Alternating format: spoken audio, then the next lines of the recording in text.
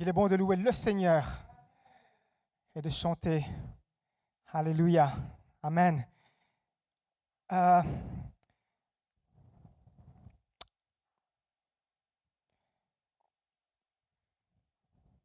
J'aimerais que nous puissions juste partager ce chant ensemble que j'avais à cœur.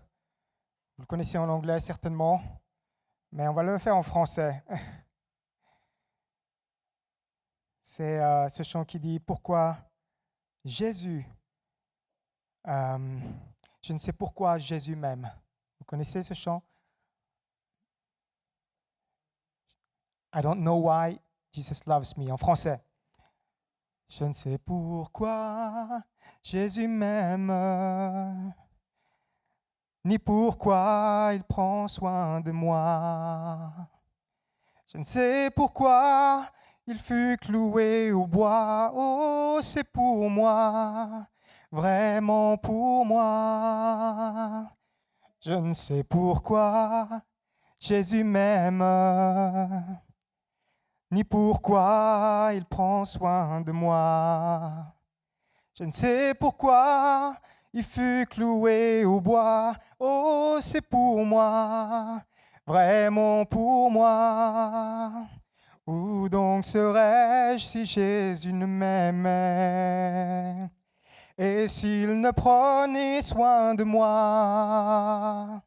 Où donc serais-je s'il n'avait donné sa vie? Oh, mais je sais qu'il accepta la croix pour moi. Où donc serais-je si Jésus ne m'aimait et s'il ne prenait soin de moi? Où donc serais-je s'il n'avait donné sa vie? Oh, mais je sais qu'il accepta la croix pour moi. Il quitta la gloire de son Père, nous apporta la liberté, mort et ressuscité pour moi, je le crois. Oh, c'est pour moi, vraiment pour moi. Amen. Amen. Vous croyez cela? Alléluia. C'est un peu le thème du message que j'aimerais vous partager. Je ne sais pourquoi Jésus m'aime. C'est une grande question. Et certains d'entre nous, voilà, ça fait peut-être des années que nous renouvelons et nous nous rappelons de nouveau cette question peut-être.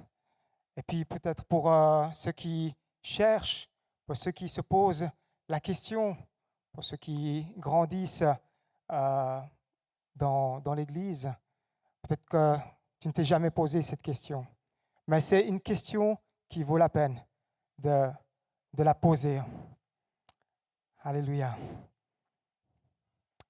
On va prier. Seigneur Jésus, alléluia.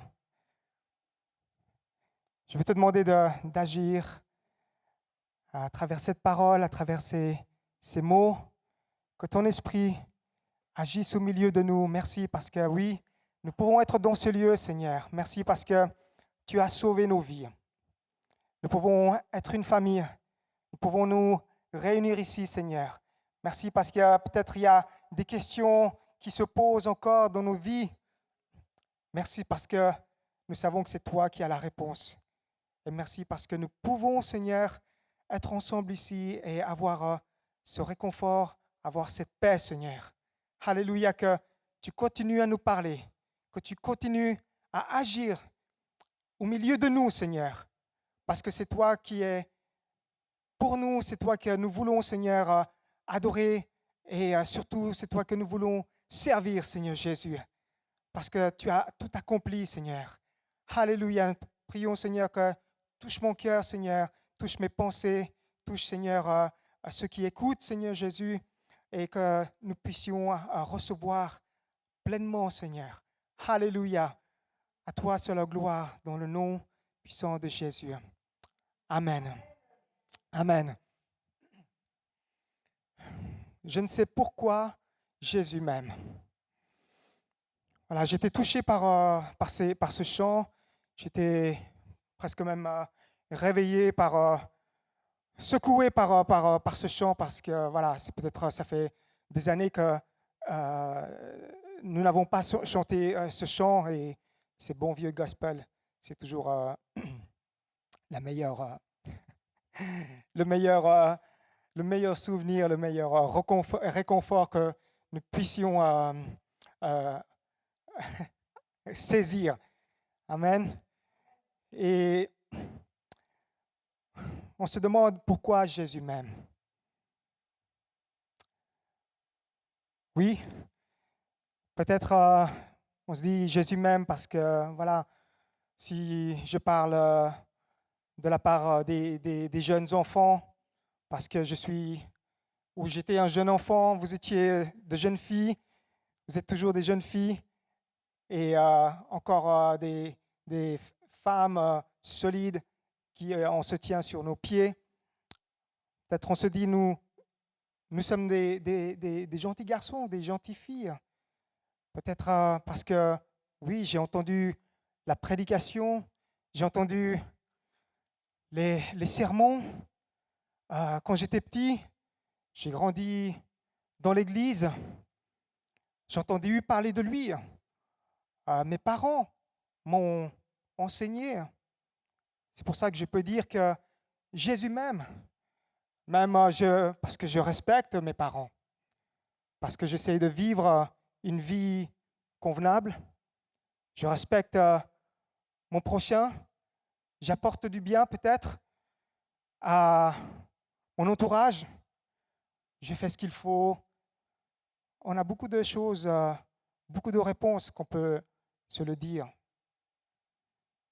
Humainement, on peut se le dire avec conviction, qu'on peut s'en vanter, qu'on peut se réjouir de ces réponses. Voilà, Jésus m'aime parce que je donne l'aumône, je donne à des dons, à des institutions où j'aide. Il y a toutes ces raisons pourquoi on peut se dire Jésus m'aime. N'êtes-vous pas d'accord? Ou peut-être, d'autres diraient simplement j'ai été pardonné. Et dans ce cas, je suis en route pour le ciel. Amen. Gloire à Dieu. Par sa grâce en plus. Rien que par sa grâce. Ce matin, on peut se réjouir ce matin. On peut sauter dans ce lieu comme d'autres personnes, d'autres bonnes personnes dans d'autres endroits vont sauter, vont se réjouir parce qu'ils ont des raisons, plein de raisons de se réjouir parce que voilà, il y a une envie, il y a une joie, il y a une gaieté, il y a une liberté.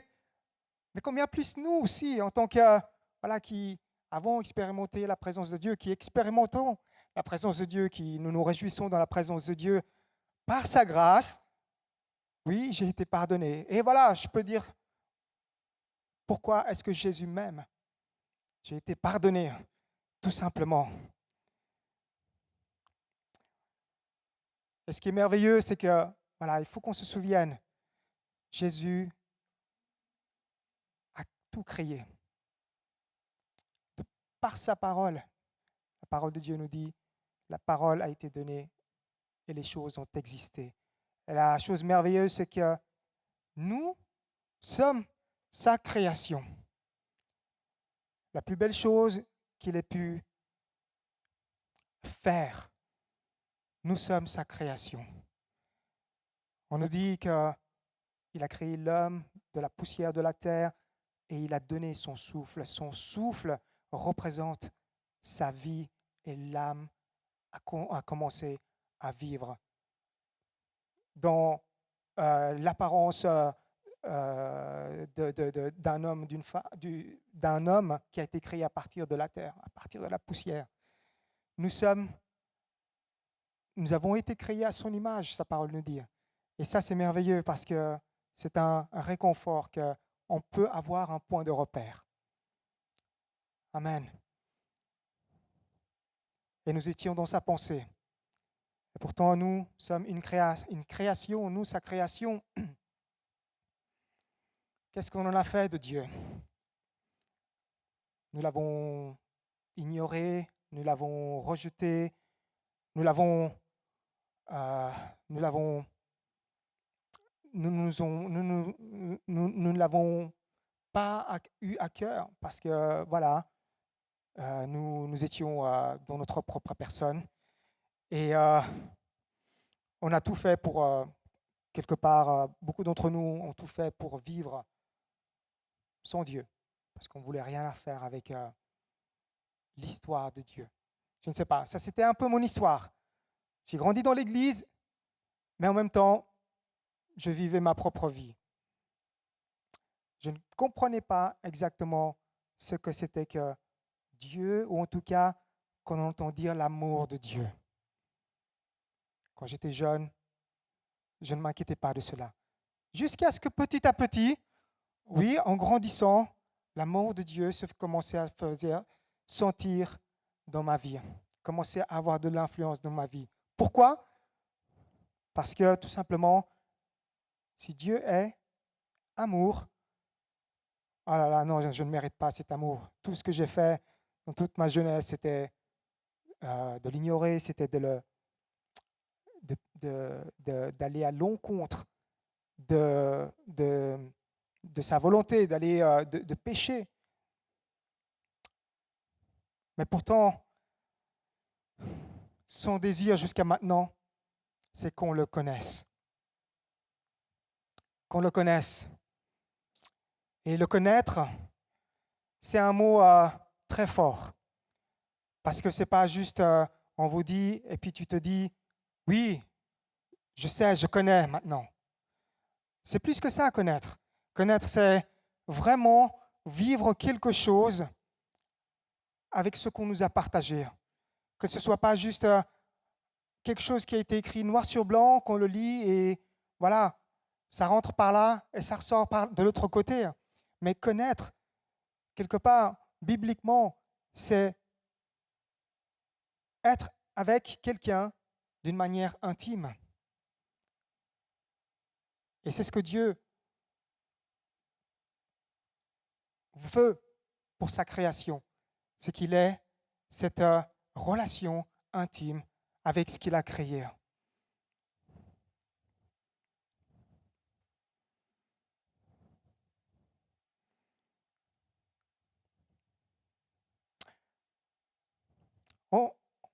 On connaît tout ça, n'est-ce pas?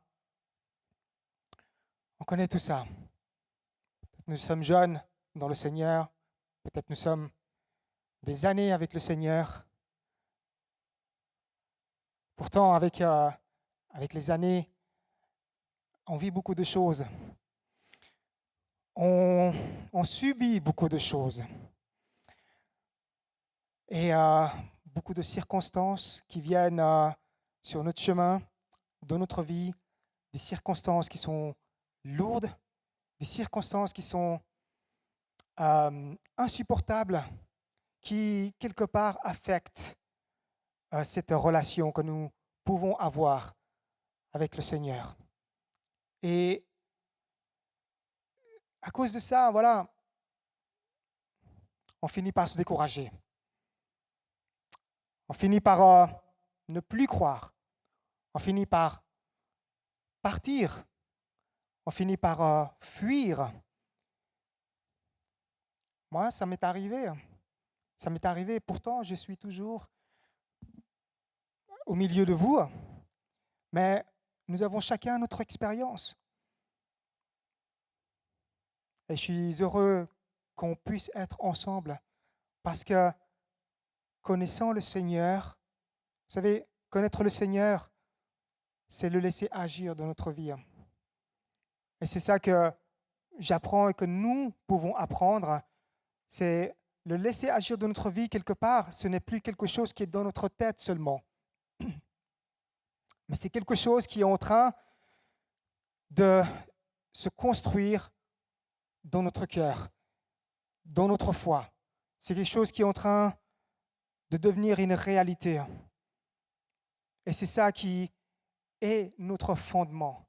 Et c'est ça qui devient une terre, de l'argile, qui devient de la brique, qui devient un fondement qui est sûr, qui fait que, voilà, où que je me dirige, je dirige mes pas, je pose mes pas, et gloire à Dieu, parce que c'est lui qui soutient mes pas.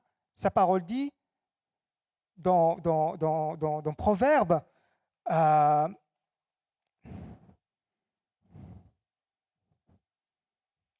dans Proverbe 14,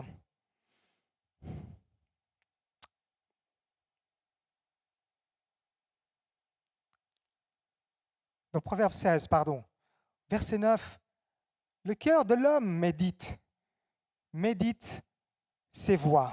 Il se crée ses propres manières, sa propre vie. Mais c'est l'Éternel qui dirige ses pas. Alléluia. Mais à cause de circonstances,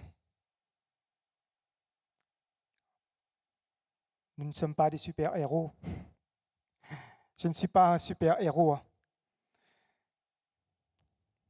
À chaque fois que je dois faire quelque chose, même voilà, je dois être avec les autres, ou j'ai une certaine responsabilité, je dois doubler d'efforts, vous savez. Et c'est là où on se rend compte que la vie de chrétien, c'est pas juste sur la coulée douce. Et c'est ça qui est merveilleux. On reçoit des défis. Qui est-ce qui aime regarder les... bientôt, il va y avoir des événements mondiaux en sport. Qui est-ce qui a déjà regardé ou qui a aimé les Jeux olympiques? Qui est-ce qui a regardé des concerts? Vous savez, toutes ces personnes qu'on voit devant la scène ou qui accomplissent même des moindres choses, en toute humilité, on reconnaît qu'on doit faire un double effort. Et ça, c'est bien de le reconnaître. Parce que, surtout quand on vit pour le Seigneur, rien ne se fait à la légère. Rien ne devrait se faire à la légère. Parce qu'on considère que ce n'est plus nous, que ce n'est plus moi qui vis. Je dis cela parce que j'ai vécu ce genre de choses, vous savez. Et le fait de me tenir devant vous, cela ne me fait pas de moi une personne plus spéciale. Hein. La parole de Dieu dit, soyez comme des petits enfants. C'est ça qui est beau. C'est qu'en pensant à un petit enfant, il n'a pas il ne se retient pas. Il ne se retient pas. Tu m'entends bien, Angelica? Tu m'entends bien? Voilà. Le petit enfant, il ne se retient pas. Quoi qu'il fasse, il a cette liberté. Il a cette liberté d'agir. Il a cette liberté d'être. Même s'il fait des fautes, vous savez. Voilà, il se fait reprendre. Et nous, dans notre vie chrétienne, on est comme ces petits enfants, sans le savoir même, plutôt le sachant, suivant qui on est. Voilà, on tape des mains, on tape du poing de la table, et puis comme si les choses vont changer, et on se dit deux, trois choses pour se libérer, et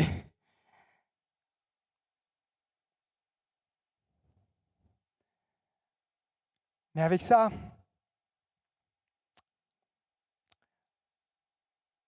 si on ne fait pas attention, le découragement peut vite venir. Le titre un peu de ce message, c'est « Notre liberté dans la foi ». Notre liberté dans la foi. Si on parle de liberté,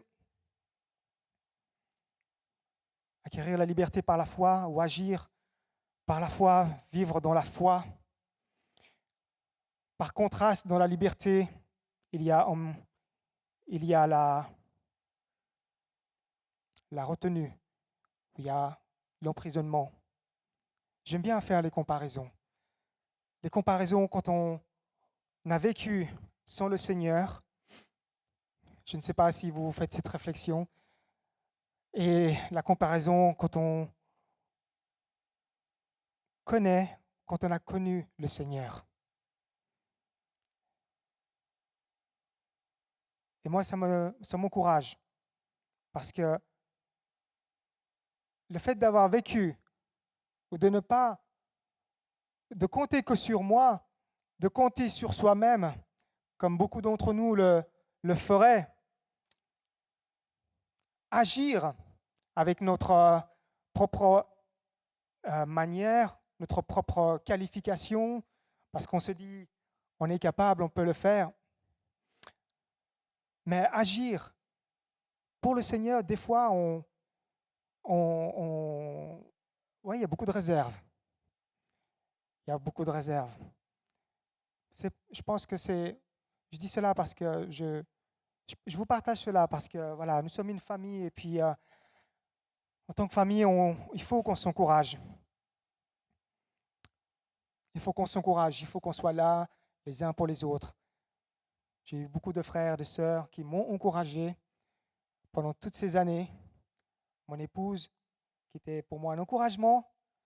Le fait de voir des jeunes aussi qui nous suivent. Et je me dis, mais s'il y a des jeunes qui me suivent, qui me regardent, ce n'est pas pour faire les choses pour les autres, mais c'est pour se dire que où est-ce que nous regardons lorsqu'on accomplit des choses? Avec quelle liberté? Avec quelle liberté nous accomplissons les choses? Est-ce que on se retient?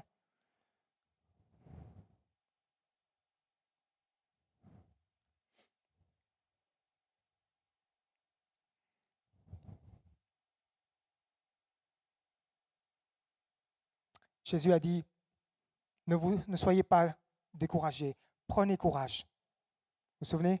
Prenez courage, car j'ai vaincu le monde.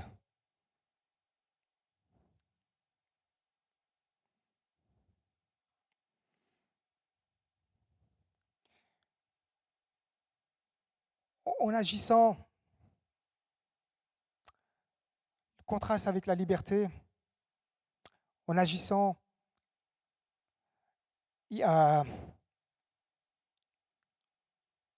on finit par faire les choses par obligation. Lorsqu'on œuvre, lorsqu'on fait des choses, même des petites choses, moi je suis reconnaissant pour cette église parce qu'on m'a permis, j'ai pu faire beaucoup de choses depuis ma jeunesse. C'est quelque chose qui m'a encouragé, c'est quelque chose qui m'a apporté beaucoup de choses.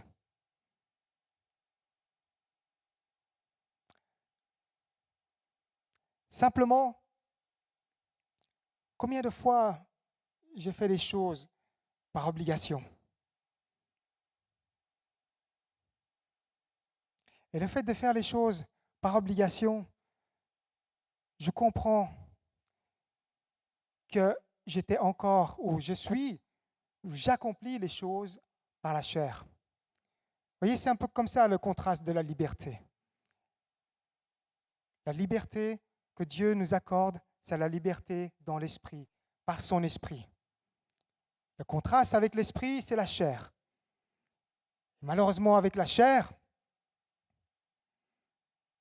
beaucoup d'entre nous, nous subissons les œuvres de la chair. Beaucoup d'entre nous, nous vivons à travers les œuvres de la chair. Je ne dis pas cela pour pointer quelqu'un du doigt.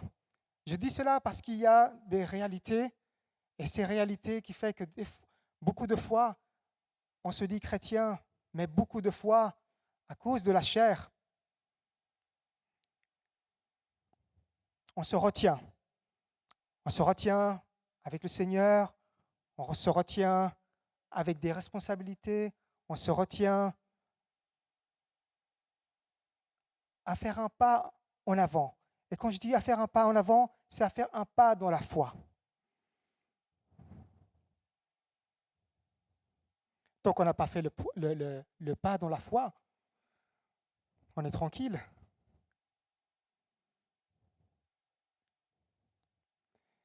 Le Seigneur nous a créés parce qu'il veut préparer une église, une épouse dans sa splendeur. Et la préparation, c'est chacun d'entre nous. Et la préparation, chacun d'entre nous, ça peut être différente parce qu'on vit notre foi différemment.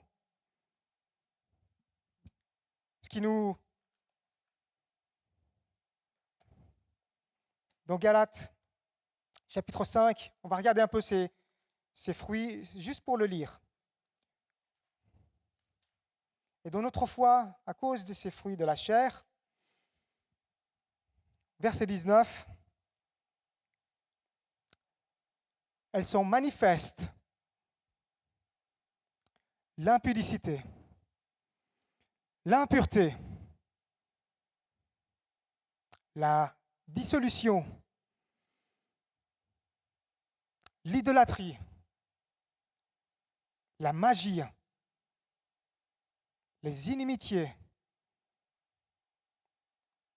Peut-être on n'a pas beaucoup d'expérience par rapport à peut-être à la magie. Peut-être vous avez vécu, certains d'entre vous ont vécu avec les sortilèges, avec ces sciences occultes. Mais qu'en est-il des querelles? Qu'en est-il des jalousies? Pas une seule jalousie, mais des jalousies. Qu'en est-il des animosités? Les disputes, les divisions, les sectes, l'envie, l'ivrognerie, les excès de table et les choses semblables. Les choses semblables. Ça, c'est dur.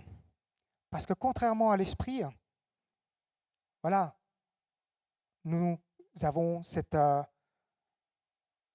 nature que la Bible dit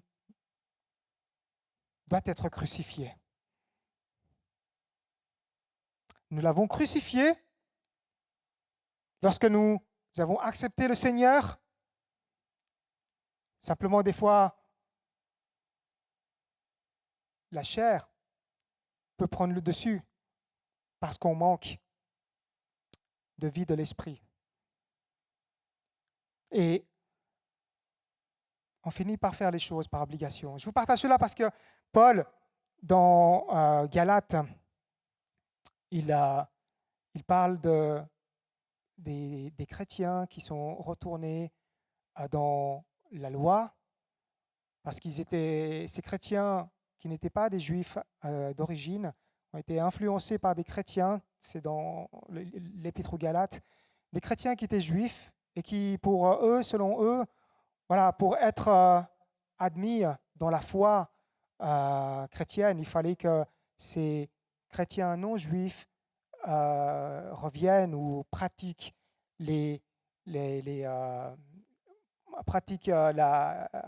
obéissent à la loi de la Torah.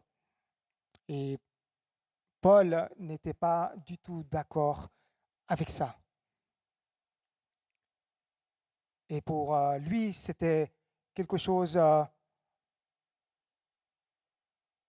qui était destructeur. Parce qu'il dit aux Galates que la loi était là pour être un tuteur. Parce que la loi était là pour qu'on reconnaisse que nous sommes éloignés de Dieu. Oui, que nous avons refusé sa volonté Et que nous, oui, nous pouvons vivre sans Dieu, nous pouvons vivre sans la loi, nous pouvons vivre sans l'obéissance, mais la loi était là pour nous montrer que pour être libérés de la mort, parce que la loi était là pour enfermer le peuple de Dieu dans la loi et dans la mort, jusqu'à ce que Jésus arrive, le Messie arrive, et que lui, il puisse montrer que la loi que Dieu a donnée, personne n'a pu l'accomplir, personne n'a pu obéir à cela. La loi, c'est quoi? Tu aimeras ton Dieu de toute ta force, de toute ton âme, de toute ta pensée. Tu aimeras, tu honoreras tes parents, ta mère, ton père. Tu ne voleras pas, tu ne tueras pas. Tu ne feras pas d'image taillée. Tu n'accepteras pas l'idolâtrie. Personne n'a pu accomplir ces commandements, n'a pu mettre en pratique ces commandements. En tout cas, pas entièrement. Seul Jésus-Christ l'a fait. Et on nous dit, Paul dit dans Galates, chapitre 5,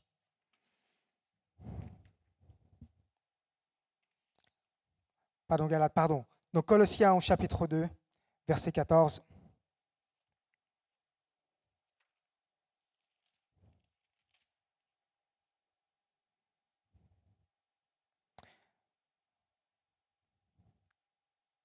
Jésus a effacé l'acte dont les ordonnances nous condamnaient et qui subsistait contre nous, et il l'a détruit en le clouant à la croix. La loi qui amenait la mort à cause du jugement de Dieu, c'est Jésus-Christ qui a reçu ce jugement sur lui-même à notre place. Alors ainsi, parce qu'il a été jugé à notre place volontairement, il a pris sa place, notre place. Il a pris cette place pour nous. Il a pris notre place. C'est lui qui a offert le don de la vie pour que nous ayons la vie, pour que nous puissions, en comparaison, non plus être dans la mort, mais pouvoir vivre dans la foi, pouvoir vivre dans une liberté que nous ne connaissions pas, pouvoir vivre sur un chemin que nous ne connaissons pas, mais que nous pouvons connaître si on y entre.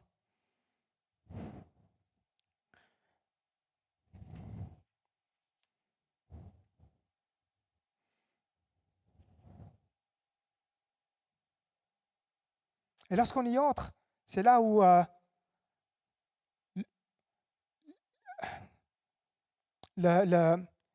l'œuvre du salut commence à agir dans notre vie. C'est là où l'œuvre du salut nous détache, nous fait détacher, nous fait raccrocher de la tradition des hommes. Le fait de faire des choses en se sentant obligé de le faire.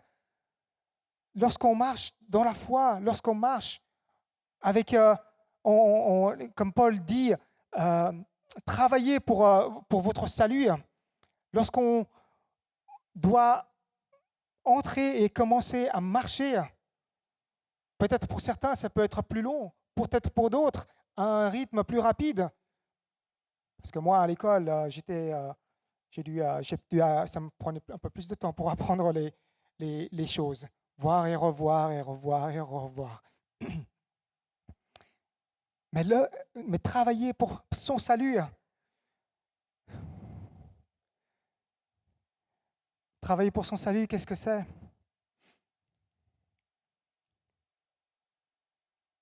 Est-ce que c'est venir le dimanche, chaque dimanche? Est-ce que c'est comme on a dit, oui, j'ai entendu des sermons, j'ai entendu des prédications, et puis voilà, c'est quelque chose qui m'a touché. Et puis je vais agir avec ça, travailler son salut. J'ai appris, c'est non seulement mettre en pratique, mais c'est surtout l'obéissance. C'est un gros mot, l'obéissance. Déjà, quand on est petit, ça prend du temps pour apprendre à obéir. On obéit parce que sinon, mais l'obéissance dans le Seigneur, il n'y a pas de sinon. L'obéissance que nous apprenons dans le Seigneur, c'est choisir de vivre en toute liberté, pas se sentant obligé. C'est choisir de vivre en toute liberté.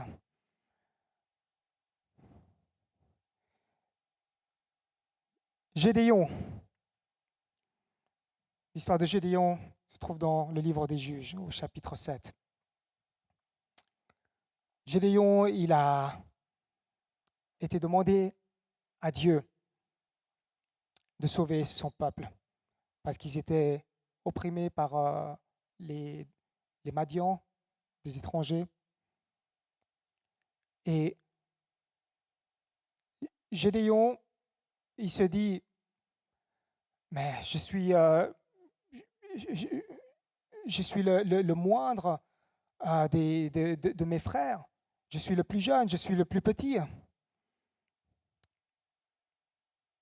Mais vous savez, Gédéon, il avait à cœur.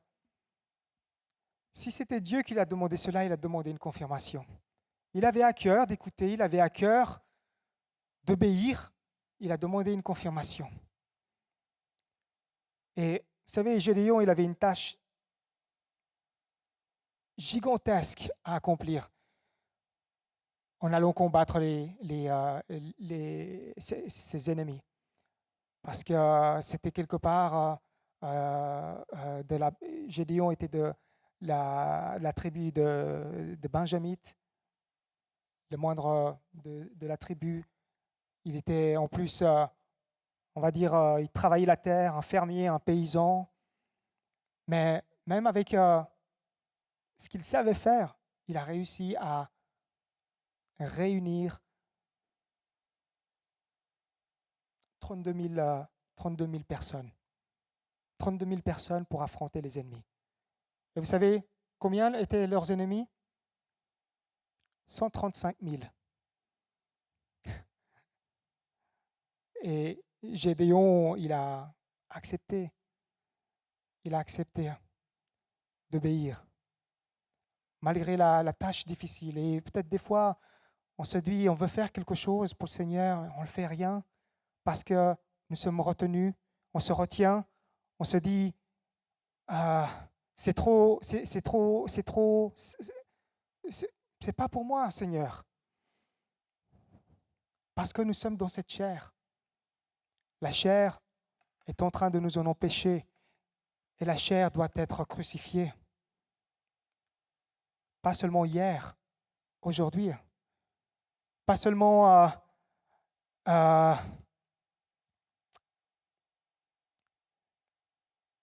lorsqu'on dit oui et qu'on ne le fait pas. Mais Gédéon a obéi malgré les tâches qui lui attendaient. Et non seulement il a accepté, il a réussi à réunir 32 000 soldats, 32 000, est-ce que c'était des paysans aussi? Ils étaient dans la contrée. Ils n'avaient pas forcément des soldats qui n'avaient pas forcément les compétences militaires, mais ils étaient là. Et le Seigneur lui a dit avec ces 32 000 personnes, ces 32 000 hommes, tu ne vas pas combattre avec ce nombre-là. C'est trop nombreux. Tu vas aller au bord de la rivière. Avant d'aller à la rivière, le Seigneur lui a demandé, demande maintenant, avant d'aller au combat, pour ceux qui ont peur, pour ceux qui tremblent, il est temps de repartir chez vous si vous ne voulez pas combattre. Combien de fois j'ai tremblé, vous savez? Combien de fois j'ai tremblé. Non seulement on a tremblé, mais on a pleuré. Non seulement on a pleuré, mais voilà, on a agi par la chair.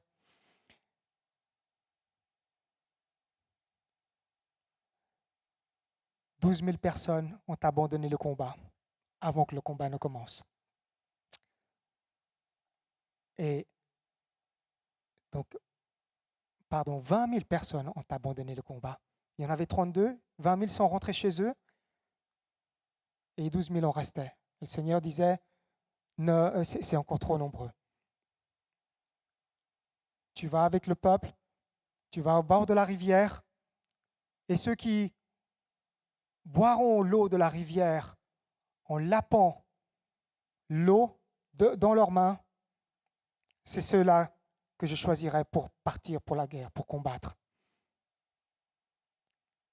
Imaginez-vous si vous veniez ici au bord et que vous êtes au bord de la rivière, de quelle manière vous voulez boire. Il y en a certains, pas certains, la majorité, sur les 12 000 personnes, se sont mis à quatre pattes et ils ont dû mettre, avec cette chaleur-là, ils ont dû mettre la tête, peut-être jusqu'à la moitié de leur corps, dans l'eau pour boire, pour se rafraîchir. Et sur les 12 000 personnes, 300 personnes seulement ont bu de cette manière-là. De cette manière-là, ils ont lapé l'eau de leurs mains. Et je me suis dit, je ne voulais pas forcément chercher la raison pourquoi le Seigneur a choisi ces personnes qui ont lapé. Peut-être c'était des personnes qui, en se disant, je me dis, s'ils sont là, peut-être ils sont en train d'être attentifs à ce qui se passe autour. Alors, je ne sais pas. C'est ce que peut-être j'aurais fait, je ne sais pas.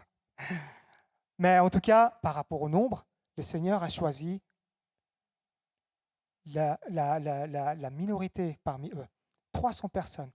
Et avec ces 300 personnes, Dieu a donné la victoire à Gédéon. Et ça, c'est merveilleux parce que Gédéon a fait confiance. Malgré, il ne s'attendrait peut-être pas comment il allait vaincre. Il ne s'attendait pas, il s'attendait pas. Mais le Seigneur lui a dit, je serai avec toi. C'est moi qui te donne la victoire. Et ça, c'est notre assurance. Demain, après-demain, dans les petites tâches, dans les grandes tâches, peut-être nous sommes de métiers fleuristes, peut-être nous sommes de métiers architectes, médecins, de métiers tout simplement, on met les articles sur les étagères d'un magasin. Le Seigneur ne fait pas de différence. Le Seigneur ne fait pas de différence parce que si nous apprenons à marcher dans l'Esprit, il agit. Il agit pour nous. Et ça, c'est notre joie. Notre joie. Vous savez, si on comprend qu'on agit par la chair, cela ne nous apportera rien, ni pour les autres, ni pour soi-même. Mais la comparaison, puisqu'on sait qu'on a agi ou comment agir dans la chair ou qu'est-ce que ça nous apporte, est-ce qu'on va garder cette chair? Mais quand on agit dans l'esprit, quand on agit avec hésitation, mais qu'on met un premier pas dans la foi, les quatre frères, les trois frères, pardon, les jeunes Hébreux, au temps de Nebuchadnezzar, ils étaient dans une terre hostile. C'était les seuls qui priaient Dieu, qui ne voulaient pas obéir à la loi du pays. Ils ne voulaient pas obéir forcément à la loi ou de ce que le roi voulait imposer. Et eux, ils voulaient vivre leur foi. La conséquence, dans leur obéissance, ils ont été mis dans la fournaise. Ça, c'est dur. Est-ce qu'ils avaient une grande foi ou simplement ils avaient une foi où ils vivaient simplement avec leur Dieu, qui savait qui était fidèle jusqu'au bout. Et ils ont confessé cela devant le roi. Tu peux bien faire ce que tu veux de nous, mais nous avons confiance qu'il nous libérera, ont dit ses frères. Et la conséquence, lorsqu'ils étaient mis dans la fournaise, le roi était témoin qu'il y avait un quatrième homme avec eux qui n'était pas du tout consumé par la chaleur intense dans la fournaise, au point que le roi s'est approché parce qu'il ne croyait pas à ses yeux. Et vous savez, le roi, même s'il ne connaissait pas, soit il avait la crainte, ou soit il voulait apprendre à se réjouir lui-même, je me dis. Parce qu'il les a appelés, hey, sortez maintenant, sortez. Je ne sais pas si c'était, il voulait recevoir une réponse, mais pourquoi vous ne brûlez pas? Qu'est-ce qui se passe? Si on tient, mes frères et sœurs, nous sommes une lumière et nous pouvons être une lumière autour de nous. Si nous gardons notre foi, les gens se réjouiront pour nous. Pour quelque part, eux aussi, ils connaissent cette foi que nous vivons. Alléluia. Alléluia. Mais c'est à nous d'apprendre au jour le jour.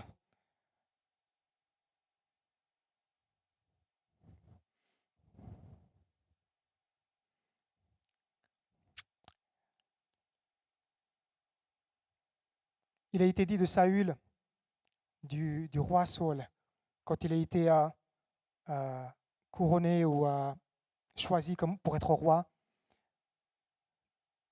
Saül a obéi jusqu'à ce qu'il désobéisse parce il a accompli une tâche que seul le prophète pouvait accomplir. Il est tombé dans la désobéissance et dans sa désobéissance, Saül, qui était aimé du peuple, il est tombé. Samuel, le prophète, l'homme de Dieu, lui a dit, lorsque tu étais petit à tes yeux, souviens-toi, lorsque tu étais petit à tes yeux, que ce soit notre encouragement, frères et sœurs. La seule chose que nous pouvons accomplir, quelque chose pour le Seigneur, c'est lui qui validera cela et qui glorifiera cela. Simplement, c'est à nous d'être disposés, et que parce qu'en étant disposés, c'est là où on va vivre des choses, où c'est là où j'apprends petit à petit, encore et encore, que la chair ne m'apporte rien, mais au contraire, avec l'esprit, dans l'esprit, cet amour que j'ai reçu avant, petit à petit, et même jusqu'à maintenant, c'est un amour qui devient débordant, frères et sœurs. C'est un amour qui devient débordant, c'est un amour qui nous pousse, en gardant nos yeux petits à nous-mêmes. Alléluia. En entendant la parole de Dieu, en l'acceptant par la foi.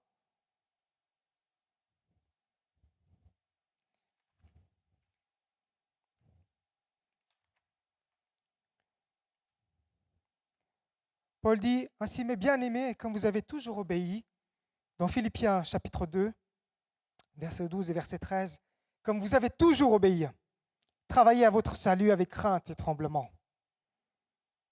Verset 13, car c'est Dieu qui produit en vous le vouloir et le faire, selon son bon plaisir.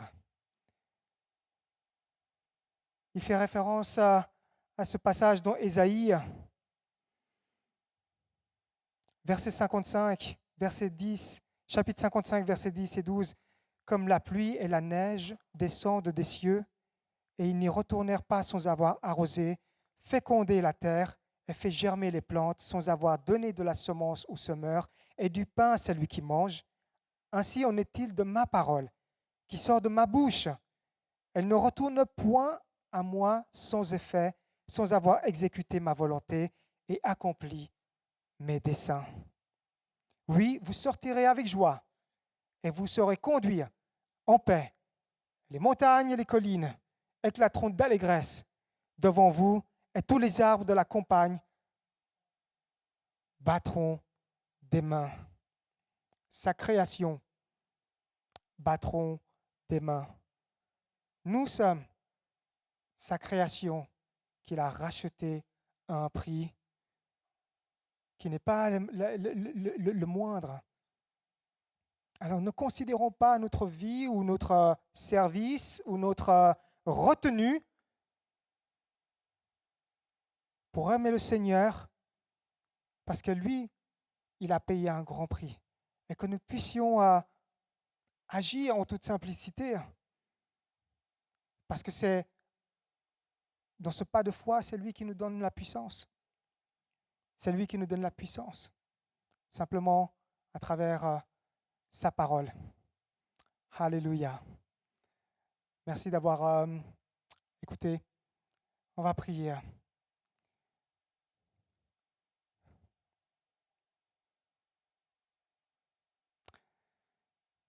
Alléluia. Oui, Seigneur, par ton Esprit seul qui nous remplit hier, qui nous remplit aujourd'hui, et plus encore pour demain, Seigneur, que ton Esprit réjouit nos cœurs, Seigneur, parce que nous savons ce que c'est que de vivre sans ton Esprit. Ton Esprit, sans ton Esprit qui nous amène la mort, sans ton Esprit qui nous amène l'éloignement, mais ton Esprit, nous la désirons, Seigneur. Ton Esprit, tu nous remplis, nous te prions. Remplis, Seigneur, ceux qui le recherchent, Seigneur, ceux qui veulent chérir, Seigneur, ceux qui veulent te connaître, Seigneur. Remplis, Seigneur, au milieu de nous, ta présence, Seigneur, se fasse connaître au milieu de nous, Seigneur. Pas seulement dans ce lieu, mais dans notre vie, dans notre foyer, là où tu nous mets, Seigneur. Et que Dieu Tout-Puissant, nous puissions bondir, que nous puissions applaudir, comme nous avons chanté ton esprit, Seigneur. Les maladies sont fuies par ton esprit qui descend, qui nous remplit. Les doutes partent. Alléluia. Alléluia. Merci au Dieu Tout-Puissant. Que ton esprit, Seigneur, nous donne cette liberté, nous donne cette foi, Seigneur, d'agir avec liberté, Seigneur. Nous ne savons pas ce que le lendemain nous réserve, mais nous savons, Seigneur, que déjà maintenant, on veut se réjouir. Dans le nom de Jésus. Alléluia. Amen. Amen. Gloire à Dieu. Seigneur vous bénisse. Vous avez encore le temps de passer un petit peu de temps ensemble en gardant la distance, frères et sœurs, même si nous avons le masque. Et puis on va laisser nos frères anglophones, le deuxième groupe, arriver gentiment.